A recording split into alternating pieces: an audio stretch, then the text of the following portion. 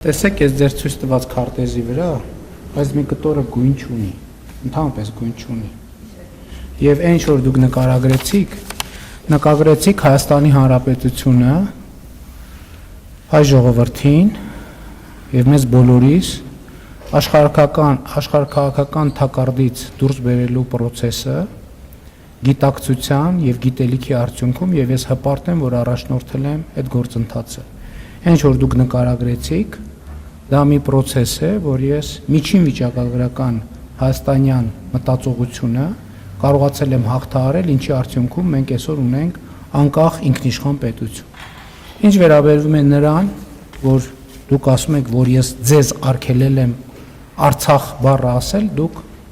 5-6 անգամ այստեղ Հայաստանի Հանրապետության կառավարության շենքում այդ անունը ասեցիք։ Ես ուրիշ բան եմ ասում, ես ասում եմ, որ մենք պետություն ենք եւ պետք է հասկանանք, որ ասված ամեն արտահայտություն,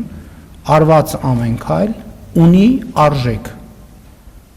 Որևէ արժեք, այդ արժեքը կարող է լինել պոզիտիվ, այդ արժեքը կարող է լինել նեգատիվ եւ ամեն ինչ ունի իր պատճառահետևանքային կապերը եւ սա պետական գիտելիք ձեռք բերելու շատ կարեւոր մի գործընթաց է։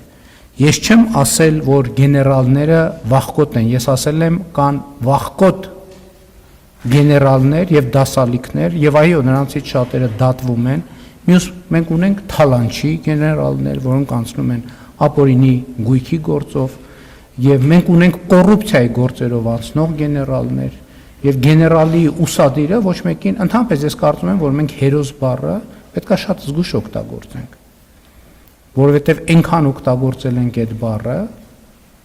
որ ըստ էության ստացվում է, որ մենք իրական հերոսներին լղոզել ենք վերբալ հերոսների մեջ։ Այո, մենք եթե այդպես չլիներ, կամ այդ ինչ նորություն է, որ մի հատ էլ նորից բան են դարձրել, վիճարկման առարկա են դարձրել, որ մենք տասնյակ հազարով մարտական առաջադրանքը կատարելուց հրաժարված մարդիկ ունենք, այսինքն այդ էլ պետք է ումից ենք թաքցնում, ուզում եմ հասկանամ, ումից ենք թաքցնում։ Այն որ որևէ ժամանակ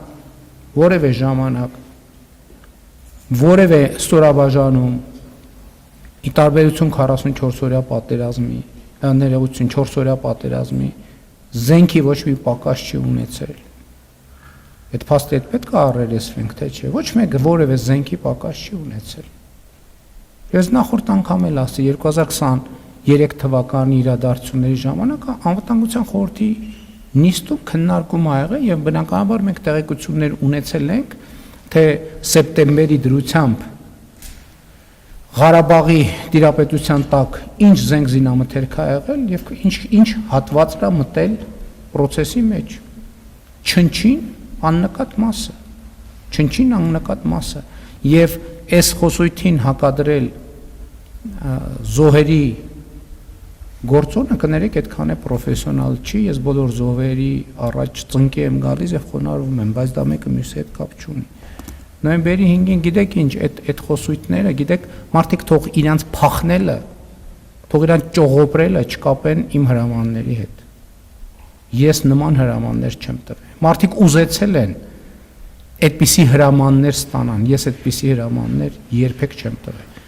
Այդ ով որ տենց բան ասում է, ինքը ճողոպրողների բանակիցը։ Ես ներողություն եմ խնդրում բոլոր այն մարդկանցից, ովքեր իրենց քաղաքացիական եւ զինվորական պարտքը մինչեւ վերջ կատարել են, երբեմն կարող է տպավորություն ստեղծվել, ոչ թե խոսակցության մեջ ստացվում է, որ թացը չորին խառնվում է։ Ես երբեք թացը չորին չեմ խառնում եւ մարդկանց եւ իրերը կոչում եմ իրենց անուններով։ Այո, մենք ունեցել ենք վախկոտ գեներալներ, կոռուպցիայի արդյունքում գեներալ դարձած մարդ ինչ պետք է լինի։ Ծառայության արդյունքում դիրքերում պահածոների բանկաները կախել են, իրանց դղյակները Երևանի կենտրոնում սարքել, չգիտեք։